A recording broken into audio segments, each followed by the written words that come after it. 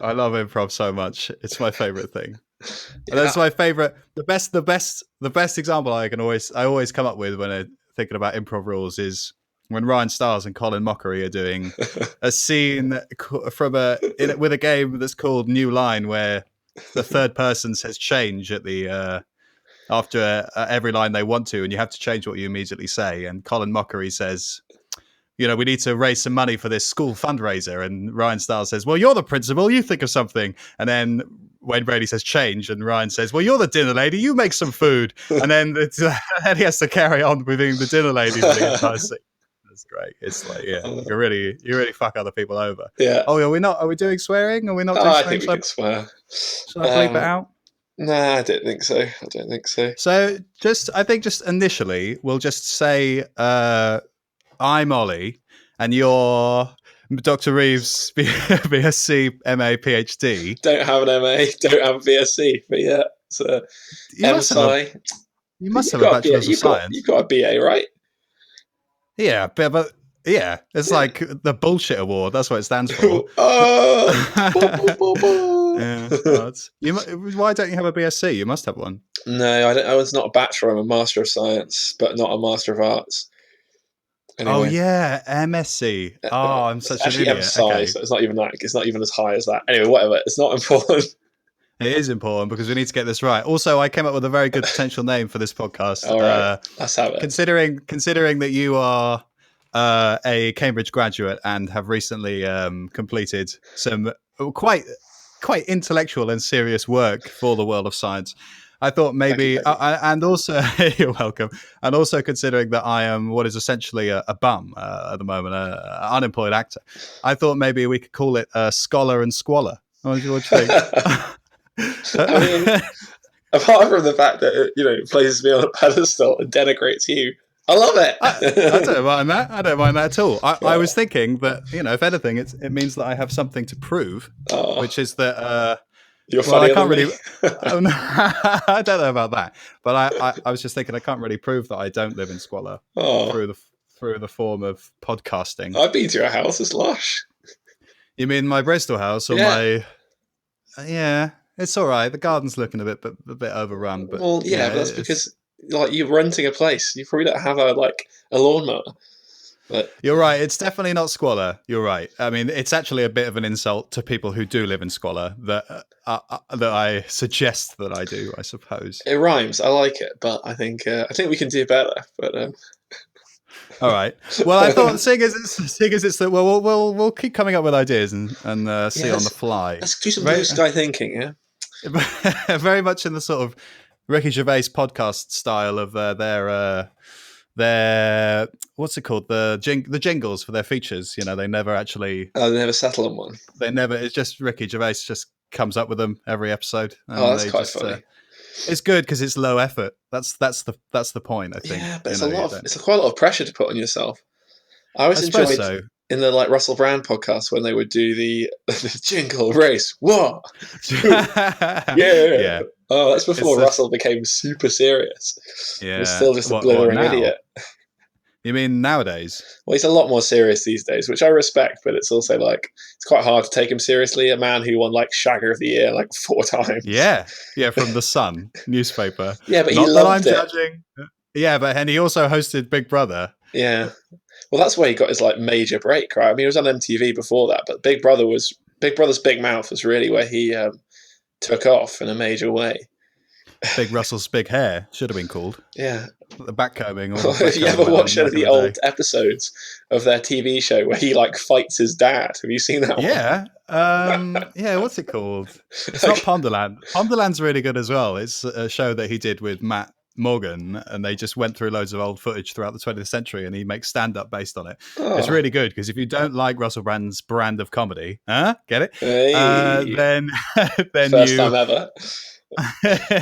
then it's accessible because it's also the clips are funny. You're talking about I can't remember what it's called. Rebrand. That's what it's called. I think is what it's called. Yeah, a lot of puns on the name. A lot of puns, and he sucks off that guy in the public toilets to have to experience homosexuality, and then basically comes out. He's like, "Yeah, I didn't really like it that much." No, it's awful. I feel so bad for the guy as well. I think they pay him, don't they? I can't remember. Yeah, I think they do. They're like, "Well, I'll give you this much if you let me suck you off." And the guy's like, "I hope not." That's okay. technically prostitution, isn't it? I don't know. I don't think I've seen that whole episode. I remember watching the one where he fights his dad because he mentioned it on the show. Yeah. And then like he had a boxing trainer who told him he had a weak back or something. Yeah, that's right. A weak spine. He also, when he went to LA, he also had a masseuse that told him he also had a weak spine. Oh, I think that might have been. I might be conflating the two. Possibly. Anyway, considering we could talk about Ross and Brad till the cows come home, but considering it's the first episode, I thought maybe we should give maybe a brief introduction of what we are. What we are. I am a human man. Yeah. But I mean, like what we do. I mean, simply, I am Oliver, and I am an out of work actor. I suppose I get extras jobs every now and then. I met David Tennant last year. Not David Tennant. Oh, that would have been the dream. David Mitchell. Oh, that's pretty cool. Was fun. Yeah, he didn't really chat much. He basically said very little to me, but that's the life of an extra. You're very excited about meeting people, and the feeling is not mutual. Well, I guess they must just meet a lot of people. I mean, it must be quite dazzling to be a celebrity. Oh, I get it. I completely understand it, and I don't hold it against him. In fact, I respect him even more for it. Like, ever since I heard him voice his opinion about British customer service, which is that if you work in a job which you should hate, which most people hate, say you work at Tesco, and you've got a smile on your face, you're either a liar or an idiot. So maybe that's a bit harsh from David Mitchell, but yeah, having done your stint in Tesco, so I did a very, very brief stint in Mackie D's, and I can tell you, it was a struggle to smile. I believe we talked about that in the trial podcast as well. So really? That's the second week that's come up. I listened back to the trial one because I kind of when you finish these podcasts using the website Zencaster, which we are currently doing, excellent platform. Cheers, lads. Cheers, lads. Thank you. You get and they're also doing unlimited recording time during COVID. I feel like they deserve a shout out for that because legends. Well, it's just very generous. But you get the audio tracks as individuals, so I decided to put them together and see what it sounded like, because frankly, listening to one of them by itself is a bit weird. Listening to one half of a phone conversation, it is very strange. So would you like to introduce yourself, Philip? I'm a human male, level 10 fighter. No. Yeah, I'm a former PhD student and postdoctoral research associate at the University of Cambridge. Wow, that is very impressive to the layman. Yeah, exactly. But now I'm starting a new job next week as a consultant, where I will be working for a technology consultancy. I really don't know what that's going to involve day to day, but it's pretty exciting. Like office, being in an office, or like on the road, or cold calling? I think a bit of everything. I think to start with in an office mostly, and then in a lab sometimes, and then maybe traveling to clients.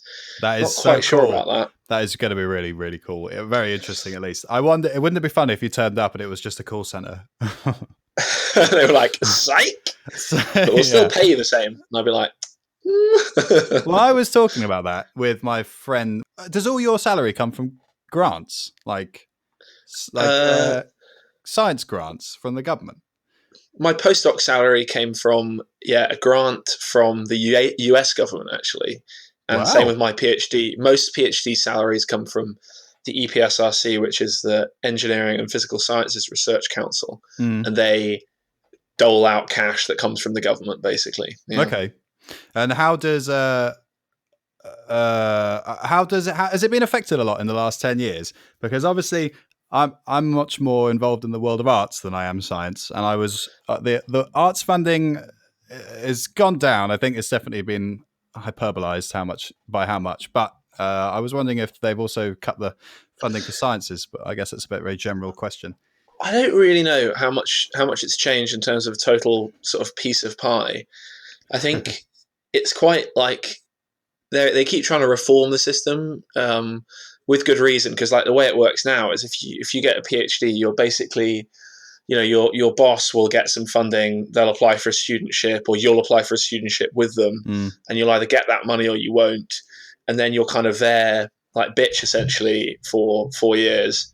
And you're very much under their thumb in a funny way, because they can decide a lot of what goes on, and how your working hours and what's expected of you and stuff. Yeah. So I'm very fortunate. I had a very good PI, like a principal investigator. So the person who is my boss, I mean, she's an absolute monster in a good way. And so working for her was great. But then if you end up with some Professor Claire Gray. Okay. Free shout out. Yeah. big up Claire Gray. Yeah. 50 Shades of. No. I'm sure she'd hate that. Really? Oh, okay. So what? I do believe she's actually distantly related to Earl Grey, like he of the tea bags. No way. Yeah, but I don't think she really drinks Earl Grey. So disappointing. Well, I suppose she doesn't want to get pigeonholed. You don't want to be a cliche, do you? No one wants to be a cliche. Just because you end up being one anyway. I mean, what really is a cliche? If you grow up exactly like your father, if you're a boy, are you a cliche? I don't think. Oh, I don't know. Because I suppose it's a cliche to grow up doing what your daddy done. Like that was some Bruce Springsteen song. Is it? What he says it's a cliche? No, but like that's like the kind of classic working class blue collar thing. You would say, you're brought up to do just what your father does and to replace him when he shuffles off. And that's kind of, maybe that's a bit of a cliche. Because I would say my father's called Jeff, and I would say that, as you well know, and I would say that I am the sort of a spitting image of him, both in appearance and personality, almost. And I don't know if I am a walking cliche in that sense, or whether I'm just my own person. I don't know. You just got to be true to yourself, Ollie. I mean, if true to yourself means you're quite a lot like Jeff, then I think that's a great thing. Jeff's hilarious. Oh, thanks, Phil. You're like a walking Disney film. Oh, just got to be yourself. Believe in yourself. Anyway, the fire is inside of you. So that's a brief introduction to both of us. I'm sure mostly the fire is inside Ollie. Mostly it will get picked up from the way we talk and what we talk about, I suppose. Yeah, Jug Boy. The reason we're doing this is because Phil and I grew up together, and then we went our separate ways. Sadly, after college. But we want to, I guess, reignite the flame that is inside of me. And no, Ollie, it was always burning me. It was always burning. It's just dimmed over time. But now we're going to stoke it up to a mighty conflagration. I've thrown a big can of gasoline on it, and I'm all ready to go. I'm all proud, standing proud, hosting a grand. Oh no. Okay, maybe not that sense. But we used to do I guess the foundation of this is because we used to do a community radio show on a channel. Well, not a channel, a frequency, a radio 96.1 FM, baby. That's the one, yeah. So in Cornwall, in the UK. And we like doing that. So we figured now that we're adults, we'll try and do it again, but probably a bit better, hopefully. Maybe, or maybe worse. I don't know. It's difficult to say at this point. The problem is that we want to do music, right? I would like to include music. I guess podcasts don't typically have music in. Do you know any podcasts that have music in, other than podcasts that are podcasted versions of a radio show? There are a couple there's one that I listen to where they basically illegally use the music. But oh really? Well, I don't really know I don't know the legality of it actually, but they just they talk over it a lot, and it is kind of about music. So I don't know. I mean, I guess we can just if you're just have to put our features in between kind of the inane bullshit. Yeah. The thing is, exactly. I did look into it a bit, and with music, I think with podcasts, I don't think you can get a license. I think you genuinely need to apply to the people that own the music themselves, which sounds like such a fucking ball ache. Can you imagine like going through trying to find out which production label produced which music, and then having to email them and being like, oh, we're doing a podcast that no one listens to. Can we have your permission to play some music? And then they'll be like, yeah, that's like that's $4 or $5, and we'll be like, oh yeah, great, brilliant, all right, that's worth it. Well, I suppose it probably is. $4 or $5. I mean, it could be a lot more than that. It's probably no. I think that's probably what they charge per song. I imagine. Oh, is it? I don't Okay. know. I didn't look at the menu. Mm, But the thing is we could get by without it. It's just a nice bit of punctuation. I think the problem is with music is that you maybe start to rely on it to fill in like blanks, I guess. Like, whereas constantly talking for an hour is, it's quite challenging in a way. I guess you it's have to. definitely difficult. I was sort of apprehensive about doing this, not in a bad way, just in a very natural way, because I was thinking, like everyone would, going into it, oh, can you talk for half an hour? Will I be interesting? Will I be funny? Would people even enjoy it? And at the end of the day, I just think it doesn't fucking matter as long as as long Legend. as we have a laugh, then it doesn't matter. And listen to some, rural Albert. Oh no, never mind. We can't listen to any music. Oh, I mean, they probably give you permission. Just the four of them, like they're just a little. Well, actually, trio, isn't it? It's three people. Is it The really rural rural? Alberta advantage. I'll I tell have one of their posters up. in your room. It's not in my room, but it's in the living room. Yeah, No way. Have you seen them yeah, it's a live? limited edition print. You seen them live? I've seen them alive like 4 times. So that's I that's think. that's what we used to do on the Source FM show. Is that every week Phil would do a playlist, and then every other week I would do a playlist, and we'd quite often introduce each other to new music. And that was one of the bands that I found from Phil. And, some others, I remember them. Phil, they're very close to my heart. They live in the flame within me. They Oh wow. they like Gaslight Anthem is another one. Oh yeah, I they're good. still listen to Gaslight Anthem a lot. Oh And throughout the show, I imagine more will come back to me. Not that it's hugely interesting, but yeah, but yeah. Gaslight have got. They're one of those bands that like I don't ever really listen to them deliberately anymore. But whenever I come across them, they really remind me of my first year at university, like sort of cold London winter, like walking around. It's really like I don't know. You must have that as well, like where you get really evocative music that really reminds you of a certain time. Yeah, I Like get that's it a with real one. I get it. I used to spend a lot of time on an online MMORPG called RuneScape. I'm sure most people have heard of that at some point.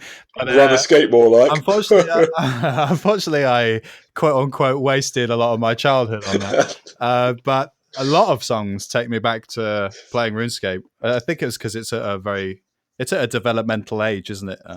Like that, So the a lot of mid-teens. songs from like the Shrek 2 soundtrack, like bad covers of good songs, Well, what about the really Shrek One remind me of that. soundtrack? Right?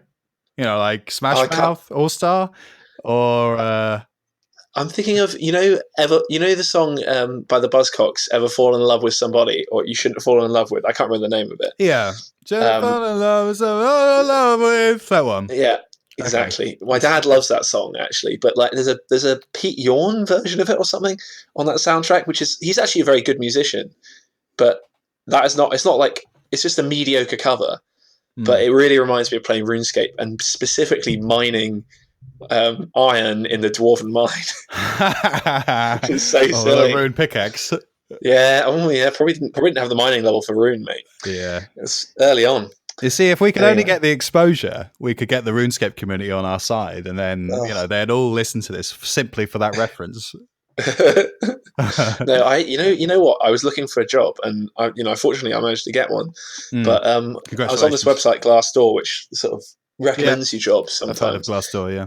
and I get quite a lot of emails from them still, and I keep getting emails from them saying I look like a good fit for a job at Jagex because Jagex is based in Cambridge. And Yeah. because they think that I've got some sort of programming experience, which I don't really, they Why think do I they could think go that? work there. Where have they got that from? I don't really know. I'm not quite sure. I think they just recommend you vaguely techie things. Okay. I Well, they keep do getting have. them for Amazon as well, and it's like, I do not want to work for the devil himself. Yeah, I read something very interesting yesterday. It was that if Jeff Bezos gave every employee of Amazon internationally, I believe worldwide, not just in America, which employs over I think 1.1 million people in America alone, if he gave Fuck. all of them 80 grand, he would still be as rich as before lockdown, Oh my the first god. lockdown. Yeah, You should just do that. yeah. Well, I really want to remember his name because 80 grand. it's good. It's good to make it's good to make a point of remembering the good people. But there was a CEO in Canada who said that I think 2 or 3 years ago said that he won't be paid any more than the most paid employee in the Yeah. company next. So they basically all have there's a very limited range in which you get paid in that company, and he spreads it out, and Yeah. that's really lovely. Obviously, it still represents your position in the hierarchy and how much I, work you do and whatever. But I yeah, suppose if you own the business, that's quite a good sort of strategy, because if you might not be getting paid a lot, but you're sort of the gain you're getting is that your employees are incredibly motivated and love you and will work hard for you, and your company is probably going to do very well. yeah, So you're kind of betting on your employees, which is quite a nice bet to make, really. You're betting on absolutely. yourself, But I always which think, there is this sort of, I understand capitalism. The most powerful person gets paid the most, and I get that, and it does make sense within the system. But I often wonder, in an ideal world, does everyone get paid the same, or do you pay people who do less desirable jobs more? And also, obviously, important jobs. So, there's a reason doctors have a relatively high salary compared to everyone else, because it requires a lot of knowledge, it requires a lot of practical application skills, and it requires a lot of time, basically, and yeah. education. Whereas, Well, it's time invested, right? That's the other thing. So if you take your watch to be repaired, and the watchmaker charges you £200 to repair your watch, but it only costs him £5 worth of his time and maybe £20 in spare parts. You're not really paying him for his time. You're paying him for the sort of 20 years he's been making watches sure, that lets him do it in 5 minutes. yeah. So it's interesting. Like, time sunk in, training and stuff has to be accounted for, I guess. I suppose what you're Then saying is it's more complicated than than simply paying no, but I do people. think it's an interesting thought experiment to say, every job is ranked objectively in terms of how gruesome or tough it is, Mm. and you get paid a minimum amount, which is enough to live on, and you get paid more depending on how sort of crap your job is and how much you're prepared to sacrifice your time off to do it. Yeah, I suppose it depends on how niche it is as well. For example, someone that, I don't know, saves crabs at the local beach. They're probably doing quite an important job. I don't know from what, by the way. This is hypothetical. Saves crabs. Go with The me. Come with crabs in me. danger. Come with me on this little analogy. So he's down there saving crabs every day, but Classic. because it's quite niche and it doesn't affect a lot of people, he shouldn't necessarily get a lot for that. But it is important to maintain and sustain an ecosystem, a healthy equilibrium. So, should he get paid in crabs? Is my question. Or Certainly. so, Only absolutely, crabs. yeah. The final irony of that job: saving crabs, but being paid in dead ones. Yeah. Oh The man, more he saves, the less he gets paid. I think there's a YA novel in this. Yeah.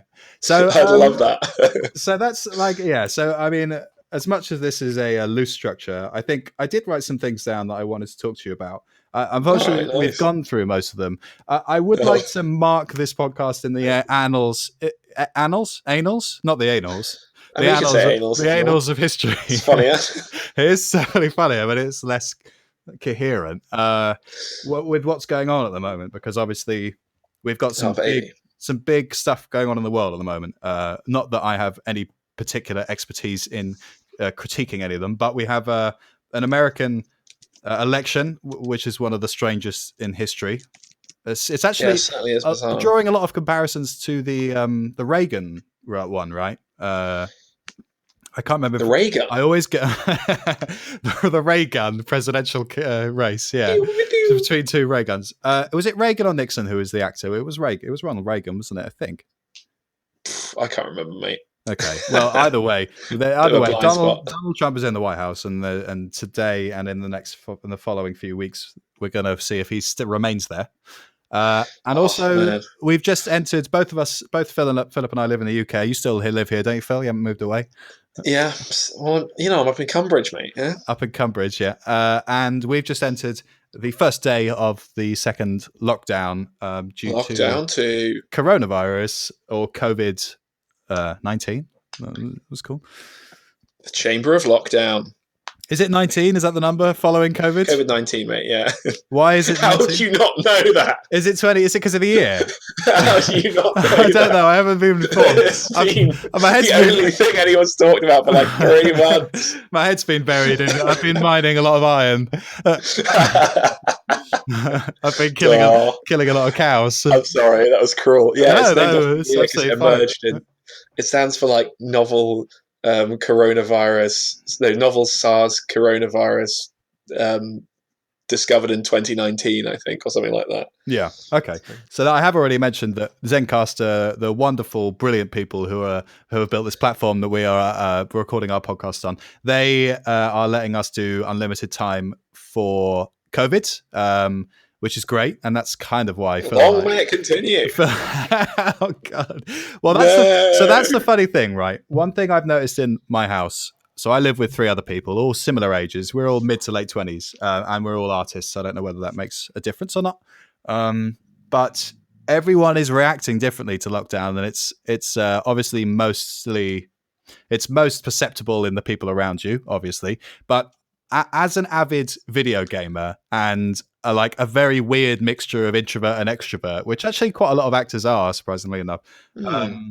I don't really mind. I know that it's taking a toll on my mental health to some extent, but I have a lot that I like to do at home, and I don't necessarily feel a strong urge. I don't really drink anymore. I think that's a big part of it, because it's easy for me to slag off people who will just want to go down to the pub. And I'm like, well, think of the greater good. You don't need to go to the pub, blah, blah, blah. But that's because, generally speaking, I'm quite happy going prolonged periods of time without leaving the house to an extent.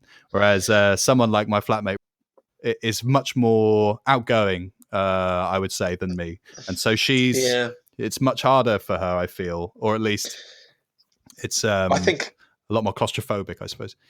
I'm a bit of a stay home kind of guy. Yeah, I mean, I like going out to the pub. I found it quite frustrating. The worst part of it for me is that basically it ruined my job for a bit. So I couldn't go into the lab, and then when I could go into the lab, I couldn't go in for the full amount of time. I can't just sit at my desk working. Yeah. And I don't see all my colleagues. And so that's quite a lot of my social circle.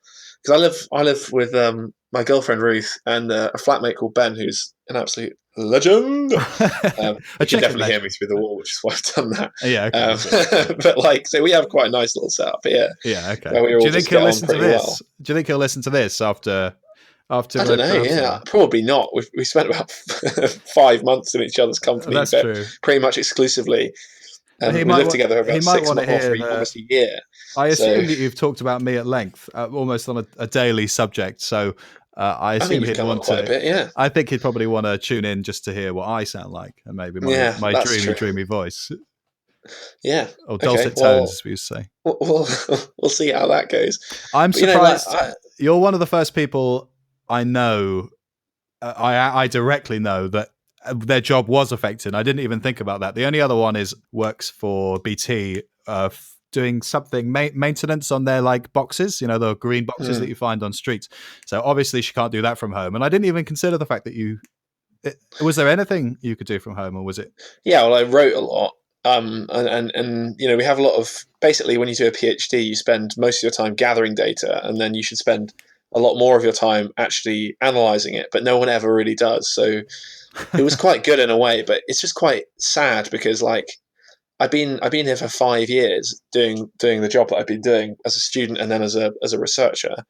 And so it's quite sad to leave that job without having sort of this weird period where you've not seen all your colleagues properly. I didn't get to go see my boss or all that kind of stuff. So I'm quite sad about that, really. But I mean, at the end of the day, I was just lucky to be in steady employment as well. So absolutely, if it is what it is, and I quite like being at home, like you said. Registered as self-employed last year, and actually the year before. So I've done my tax 2 years in a row, which is, I tell you, a lot of fun. But now because of that, I'm able to get universal credit. So thankfully, because all the work dropped off from film productions and TV productions, and I wasn't getting any, I can still survive. But I must admit, it's funny how after 4 or 5 months, I've been taking jobs recently, which I'm not making any money on.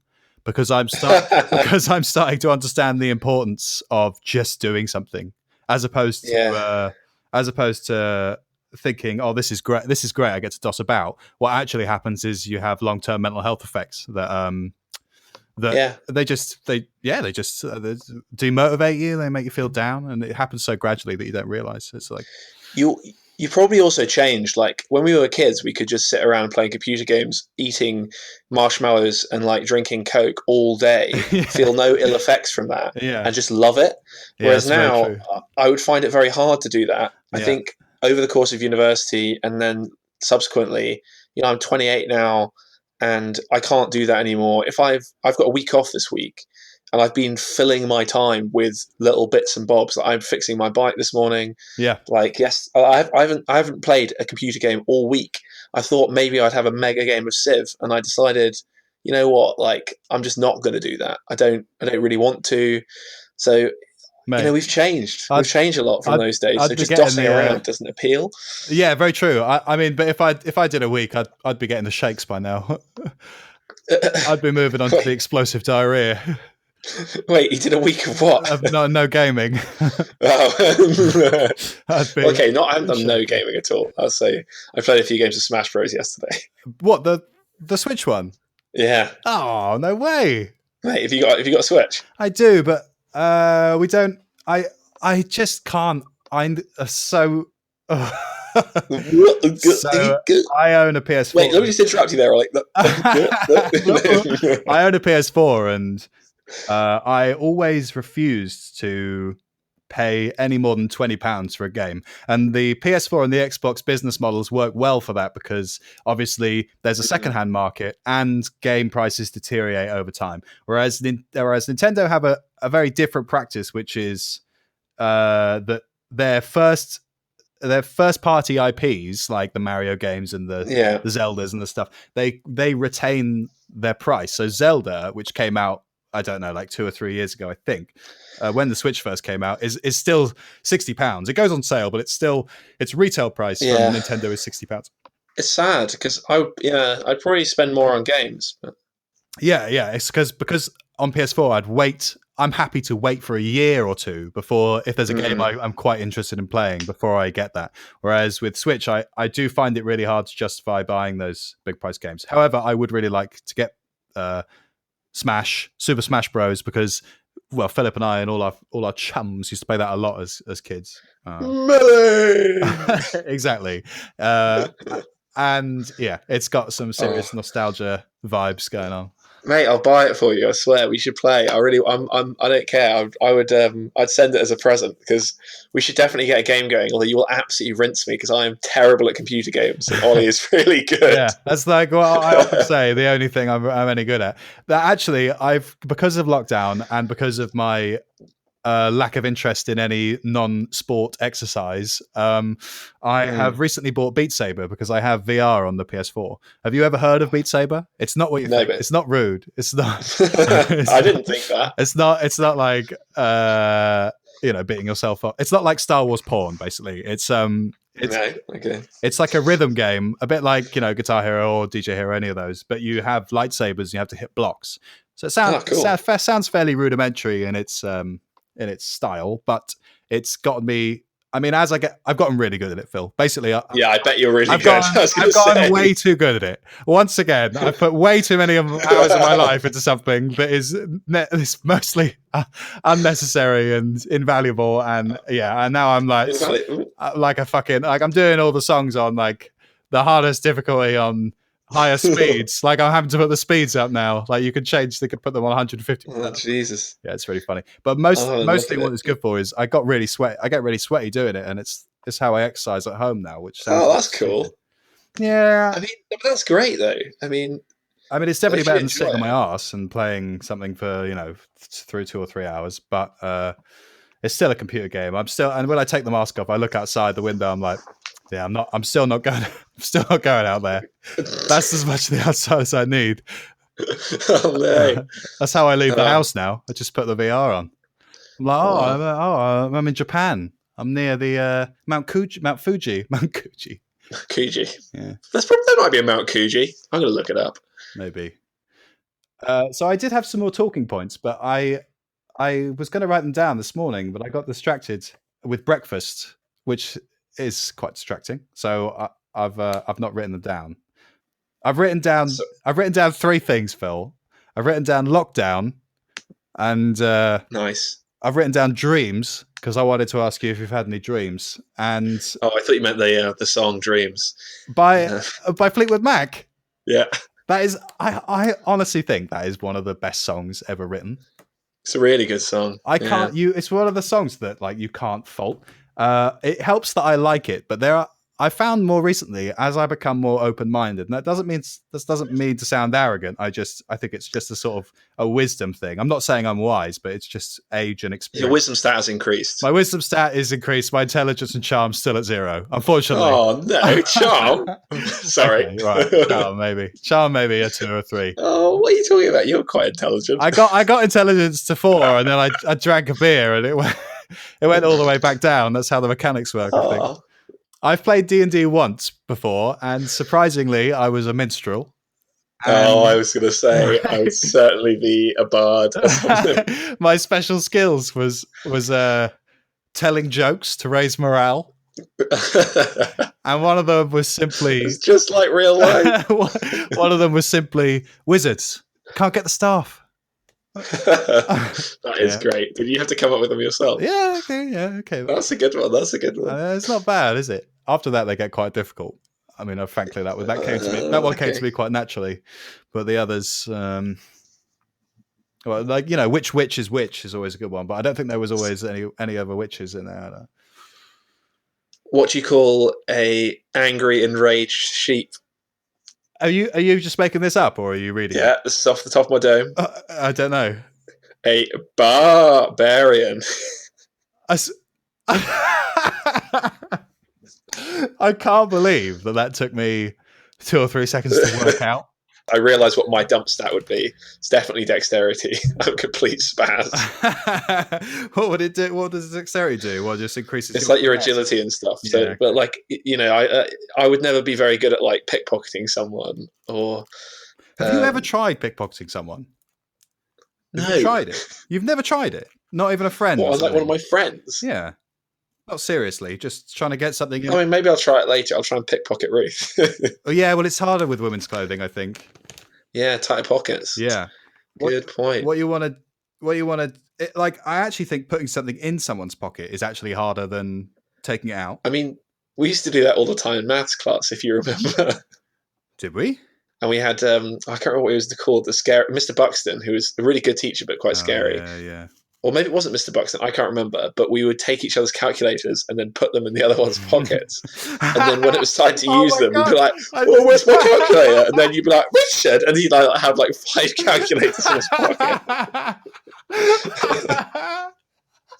Or like Joe had like, I think maybe he was in that class as well. So and he had like a hole in his pocket so they would just fall through. Yeah, that is exactly my sense of humor. For anyone that's wondering, is putting a calculator in someone else's pocket, and then when they ask you where it is, you then go, "Oh, Richard!" I can't believe you do this.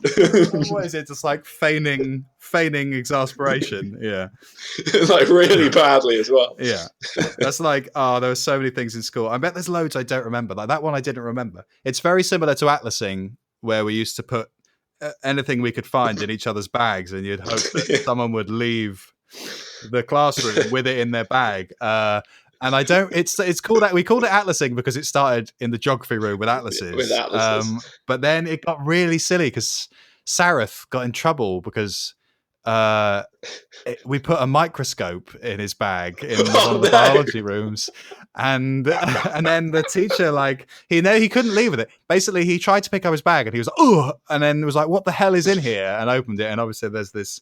I don't really know what you call those microscopes. They're not. What's the light microscope? Yeah, classroom ones. Yeah, they're not huge, but they fit in a bag. And then Mr. Baines, the rather, he was very nice. But he was quite severe and moustached, and he got quite angry because he was like, "Sareth, what are you doing with that in your bag?" And Sareth was like, "Obviously I wasn't going to take it. I can't even fucking lift it." Yeah, it's quality stuff. Absolutely loved it. Yesterday I was desperately trying to remember.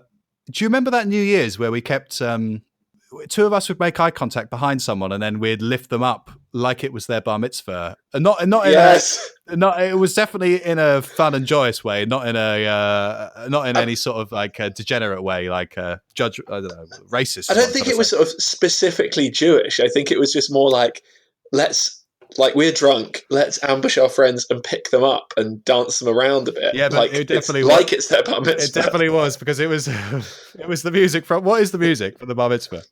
I don't know what it's called, I have to No, say. but how does it go? How does it? What's the tune? Oh yeah, yeah.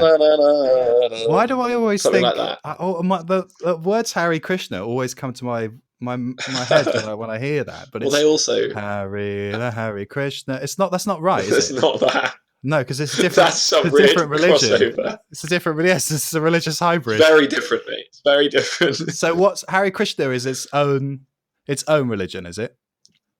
Yeah, so Harry Krishna is a kind of. I don't know exactly how you describe it, but it's from a different part of the world. It's more from sort of the Indian subcontinent, and you believe in I don't know, giving alms and sort of shaving your head and wearing a lot of orange and communal living and that sort of thing. The only Um, experience I have of Harry Krishna is from the film Airplane. When they're in the airport, the lobby, and they're trying to give the captain flowers, and he starts beating them all up. Do you remember that? no. Oh, that film has got some amazing lines in it. It's actually like that really was like a real what's the word, like just like checkpoint in the creation of my sense of humor. Like I don't, that's not the right word, checkpoint. That doesn't make sense. That's almost militant. Mate, that's totally fine. Yeah, it's like where everything changed for you. That's all right. A checkpoint. I think that's Yeah, I okay. suppose so. It is a It's very like funny that. film. The moment I remembered yesterday is when he asks the woman at the desk for he needs to take a plane. He's like, I need to take a plane to Houston very quickly, and she's like, smoking or non-smoking, sir? And he's like, smoking, and she hands him his ticket, and it's on fire. That's one of the most pivotal moments, as well as the bit where the journalists get in once they find out about the crisis going on with the planes, and they run in and they, quick boys, let's grab some pictures, and they just all stream in and then take the framed photos off the walls and run out with them, steal the pictures. Oh, it's like so pun heavy, that film, isn't it? Oh, it's so pun heavy. It's so pun I like the bit where it's just trying to calm the woman down. Yeah. And they also sort of like start beating her up. And there's the line there's of just people. a line. And there's the woman with the gun, and she's not last. There's people behind the woman with the gun. Yeah. And there's also the very questionable moment where they speak jive, and then the old woman translates it. And it's that sort of moment in film that I feel like you can laugh at, but if it was in a film today, it absolutely wouldn't be accepted, like. Yeah, I think it's in good faith, right? Like, I think it's kind of poking fun at the idea of it, so I think it's okay. But yeah, I mean, there's a little bit like. So. I always have an issue with that style of comedy. They're kind of taking the piss out of the idea that like they would be completely incomprehensible and they wouldn't be able to switch into something which is a bit easier for someone else to understand. Yeah, it's and then the little old lady knowing jive. I mean, that is just hilarious. It's definitely taking the piss. Yeah, but I wonder if like I've always had an issue with is it parody humor? Like say Stuart Lee does it a lot. I think where. You say something racist, maybe with a different inflection, but you're saying the same thing a racist would say, for example. And the idea is that you're mocking the person who would say it by saying it, but you're still repeating the sentiment, as it were. And so I've always thought, where's the line there? Like where? Yeah, I guess you don't want to say something incredibly offensive in any context. Maybe, but I think these things have to be, people have to be able to be mocked, right? Yeah, a comedian would say, and I would agree, that a auditorium, a set space that has been booked and people knowingly go to it, is a safe space for comedy. People can leave and they can complain, maybe, but it's understood that is a shared space between performer and audience, and it's an agreed thing. Whereas something like Twitter, or if you said it in the street or something like that, it's not. You haven't contextualized the situation, so it's perhaps not as acceptable. Yeah, that's an interesting point. I mean, yeah, I guess you're consenting to take part in it by going. Yeah, exactly. Like we went to see Henning Wehn when the very fabulous German comedian, when he came Yeah, he and was very funny. yeah, he stayed at my parents' hotel. Yeah, I think I did know that actually. Yeah, And my dad, him and my dad walked Pickles, our golden retriever. well, you went for a walk with your dog. Yeah, I think so. Yeah, Henning Vane walked my dog. I can't do Henning Wehn's accent. It's Oz, it's yes, almost impossible he's got such a. I don't. Was he? because it's Do you not know where like he's a. from? I'd imagine somewhere in East Germany, but I don't actually know. So we both have some experience in Achtung, the baby. German language and in Germany. In fact, again, more stories for Phil and I went to Germany to attend a language school 2 years running for about 2 weeks at a time. Was it? I can't remember. I was Yeah, talking we about did. that. I was talking about it recently because we were discussing how any people who are in a confined environment. So, say we were talking about who you live with and how you get on with them, and we were saying that no matter who it is, there will always be hurdles when you spend an intimate and consistent amount of time with someone, living with someone. And I remembered that when you and I, the first time we went, do you remember we had a big falling out in like the second week? I don't know if it was a huge falling out, but we certainly argued, but we shared the same room, so we just went and sat on our respective beds. Probably Just quite an important moment for us both. yeah, definitely, it's conflict management, isn't it? It's which I still Yeah. struggle with, obviously, to an extent. Well, It's difficult when in you're every relationship you have, you're going to have disagreements with people. I mean, whether it's romantically or just platonic relationships. So it's good to experience that early and to maybe learn to deal with it a little bit. yeah. Well, I have romantic disputes with everyone. You know, I try and kiss them on the mouth, and they're like, "What are you doing?" And I'm like, "Well, what are you talking about?" No, wait, no, okay, that sounds a bit rapey. Never mind. I don't do that. For official disclaimer, I don't go up to strangers and try and kiss them on the mouth. All right. Mate, you'll be careful saying that sort of thing. You know, you might end up president of the United States. Whoa! It's funny actually because Valerie is my partner and she hates me. Valerie. Yeah, She hates that as well. yeah, I'm sure. I love it. It brings me a lot of joy, and it makes me. It's part of my humor to like whenever we see a dog, I say she loves dogs, and I always say I'd love to kick that dog in the schnoz, and I start talking about is it okay to kick a dog in the schnoz, or like how would you do it? Would you kick a dog from the ground up, or would you sort of stomp on its Oh schnoz? Like no! how would you kick the dog in the schnoz? And she gets very Upset. irritated, upset, especially if I do it in public because she thinks that I'm going to give the wrong impression to people walking by that maybe I do kick dogs in the schnoz, in and around the schnoz. I think the only thing that makes that acceptable is you saying the word schnoz over and over. exactly. There is something about that statement. If I said I like kicking dogs, then people would go, "Oh God, that's not all right." If they didn't know me, but if I said I Yeah. like kicking dogs in the schnoz, people would be like, "Oh, he's using a Right funny." in the Is schnoz. using a funny word, and consequently, the whole sentiment is probably meant humorously and not actually. But who Yeah. knows? Who knows?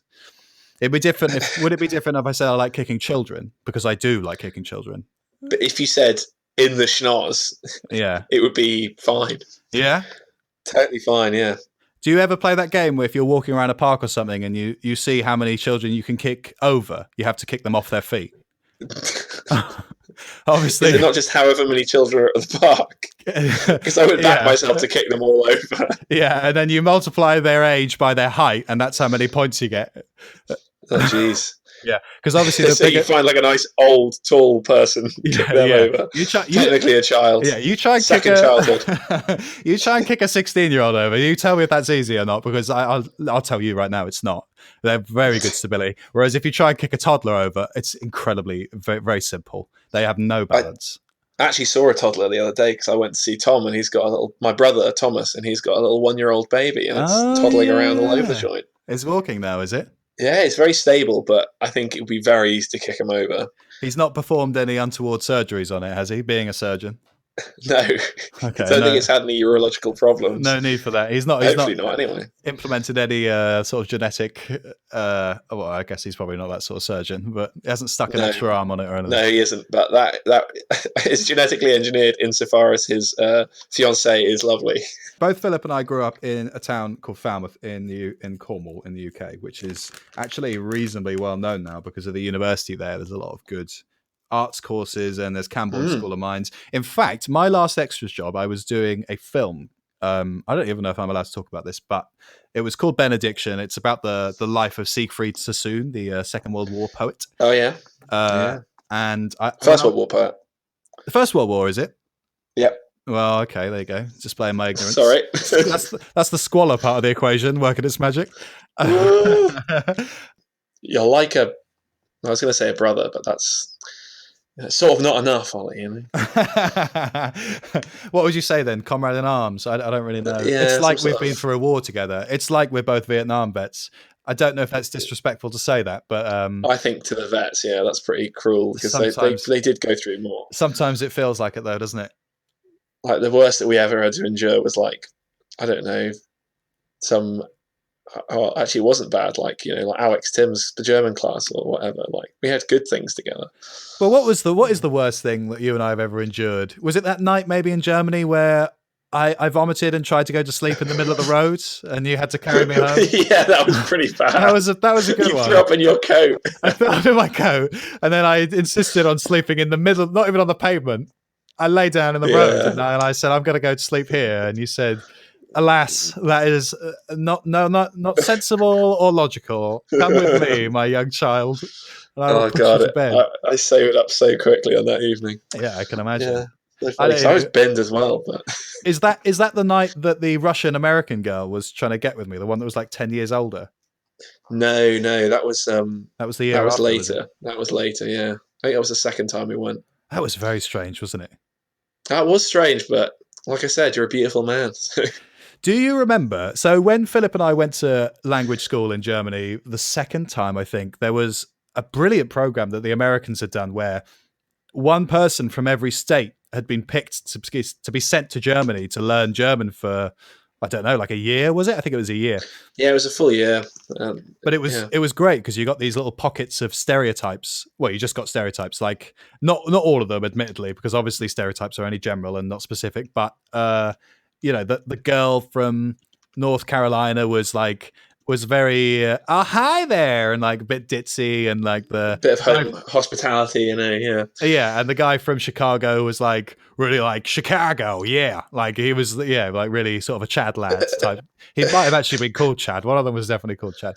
But do you remember any of the specific states that they were from? Because I think back, and I can't even remember. You know, there was that sorority girl that taught us. You got your loopers. She was teaching loopers and your shooters. Yeah, she's like teaching us basketball shots. Say loopers and shooters. And I don't even remember where she was from. I don't think they're like where they were from really entered into like. I didn't think I was categorizing them by that. You know. No, me neither. But I do kind of wish I'd remembered.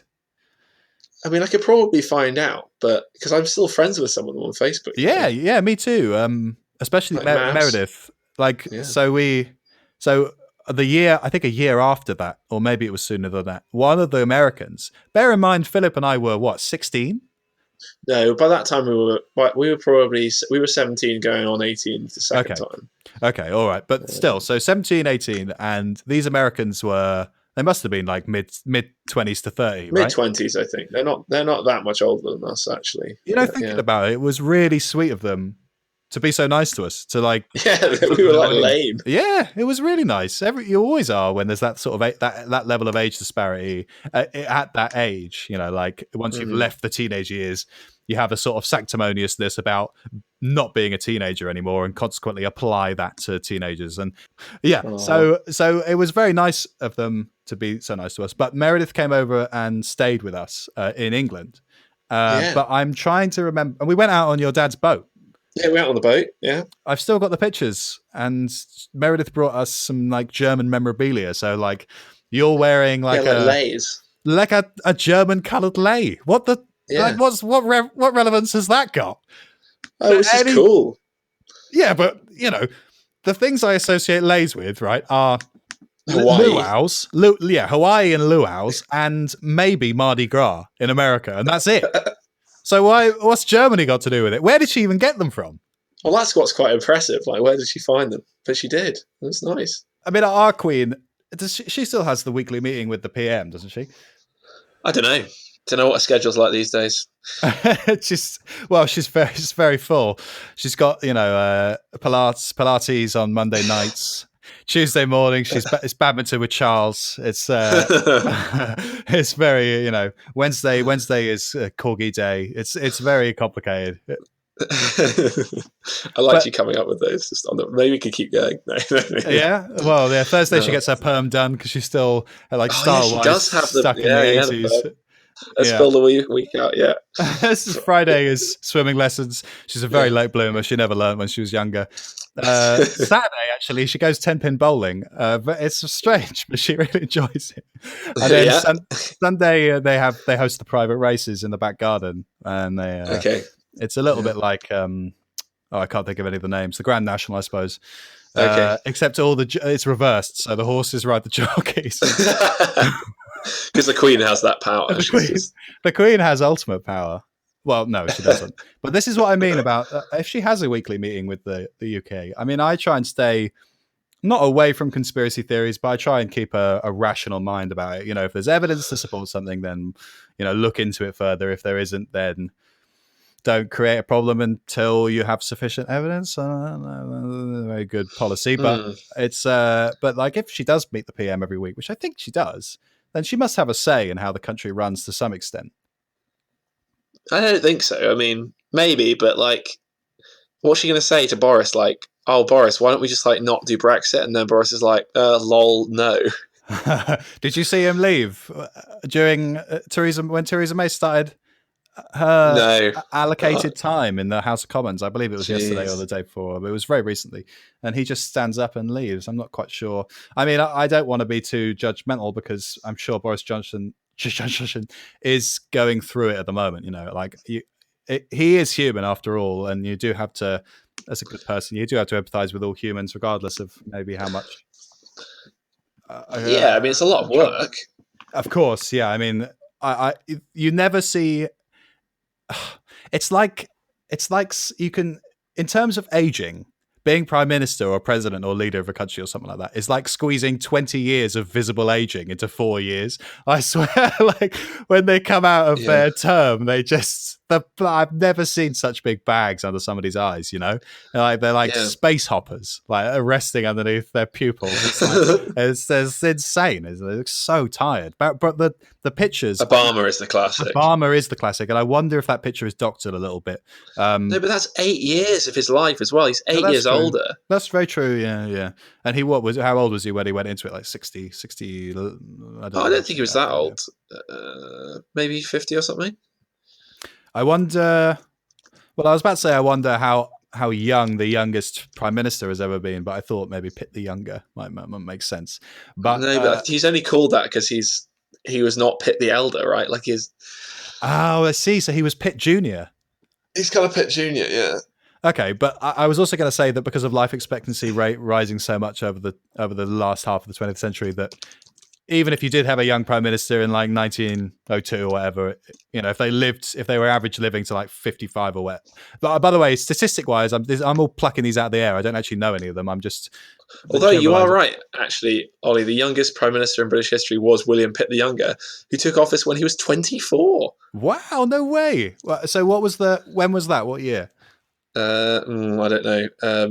Sometime in the 1700s or early 1800s. So life expectancy was probably around 40 or 50, was it? Well, no, but then the thing is, if you made it to 10 or whatever, if you made it to majority, like to adulthood, you probably would live till you're about 60 or 65. Yeah, I suppose so. You're like, is that why? Oh, that's interesting. Is that why life expectancy was so low? Because there were so many infant mortalities? Yeah, I mean, people would die young as well, and people would die of like suddenly and with little reason. Like a lot more people would be killed in accidents. A lot more people would be dying of preventable diseases. But if you survived until you were 18 or something, or 16, then you probably had a pretty good shot at living to 60. Okay. But like, I don't know, like a third of children probably die before they were 1 or 2 years old, and probably a good chunk of them would die between 2 and 16 or so. So a lot of the risk was when you were very young, or particularly for women, they would often die because of complications of childbirth. Yeah, of course. I love that you're like the Richard of this show from Pointless. I can't remember his second name, but you're like you're like in fact checking corner. Yeah, I mean, I did look up William Pitt because I wanted to find that out, because I knew there was one that was really young, and you're right, it's him. Like, it's crazy. So he's Phil's 20. Sorry, Neither of us are prime minister. No, definitely not. Phil's probably the out of the two of us, you're probably the historical guru, right? I mean, I still can't believe that you did your extended essay. So on the IB, which you do instead of A levels, if you so choose to, you do an extended essay as a it's like a 4,000 word essay that complements everything else. And Phil, you did yours on the history of the popes. Yeah, I did mine about Pope Innocent III, and about his relationship with John, and also about the murder of Saint Thomas Aquinas. Wait, is that right? I've never asked Thomas you. Becket. Sorry, Thomas Becket. God, yeah. So it was sort of about like why things how the situation had changed in England from when Henry had Thomas Becket murdered to when John basically ended up giving up his kingdom as a fiefdom to the Pope, and that relationship. It's interesting. Was Thomas Becket the guy who nailed the list of things into the door? No, that's Martin Luther. He's the German guy. I see. Okay, but that's good. Like, that's well remembered. Yeah, Martin Luther and his 95 theses. Yeah, okay. What was it about? Morality and how the country should be run, or what? It's about the church and like how corrupt it was. I see. Okay. Well, I've never asked you this, but why did you do your extended essay on Pope Innocent III? It's just thought it was interesting. Yeah. Well, how did you even hear about it? I think I was an angry little kind of atheist back in the day. I mean, I still am to some degree. Absolutely. And I think one of the things that really spurred that into overdrive was reading all about kind of Catholic history, and how essentially how venal and kind of corrupt it all was, and how, to become Pope at certain points, the Pope would have 15 illegitimate children. He would raise his nephews to cardinalhood. He would do all this kinds of stuff. And like how actually temporal matters like realpolitik would play a really important role in what the popes did and what their policies were. Yeah. And so it's kind of like Innocent was a very strong pope and didn't have to deal with a strong Holy Roman Emperor who was trying to kill him all the time and replace him and control him. Yeah. And so he could do a lot of stuff. Whereas I can't remember the guy who was in place under Henry. I can't remember his name, but he was much, much weaker, and he needed Henry's support. So he could basically do fuck all. It's such a niche subject. I don't know anyone else that came up with something that niche, that outside of our curriculum.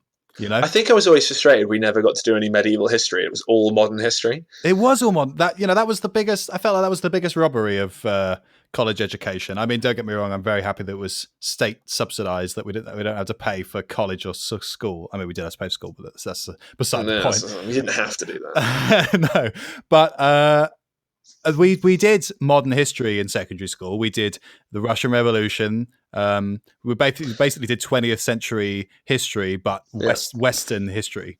And then when we got to college and started doing the IB, the point of which international baccalaureate, most of the curriculum was about international science and arts, wasn't it? That was kind of the point. We did world literature. Yeah. I mean, all the maths was in English, but there were lots of Greek letters in there. That would have been difficult. We should have We should have done maths in Chinese. That would have really upped the ante. My god. I'm actually, I don't know if I told you this, but I'm sort of learning Japanese at the moment. Oh, Shanae. I don't know any Japanese. I could count 7. Ichi, ni, san, yung, go, roku, nana. That's 1 to 7 in Japanese. Roku. That's just showing off. And numo tori is night bird. Why do you know that? I don't know, because it's teaching me random words at a time. Oh, that's fun. I'm using an app, a language learning app. I don't know if I should say. That's the other thing about podcasts. I don't want to do any product placement except for Zencaster, honestly, which I've already done a lot. Fucking legends, yeah. Yeah, it's really interesting, but it's mostly just learning the alphabet. Anyway, what I was saying was we learn international stuff on the IB, but I mean the focus was international. But in history, we did the exact same period that we did at school, arguably in more depth. But it makes it seem like there's this sort of Western-centric idea of the history of the world, and I suppose to an extent, in a way, the winner writes history. And after British imperialism, I suppose there is a lot to cover in terms of British international history. But it was mostly about it was the wars again, wasn't it? It was we did the revolution, we did the Russian Revolution, we did the First World War and the Second World War, basically. And by the time, I think there was a bit on the Cold War, but by the time we had started doing that, I checked out.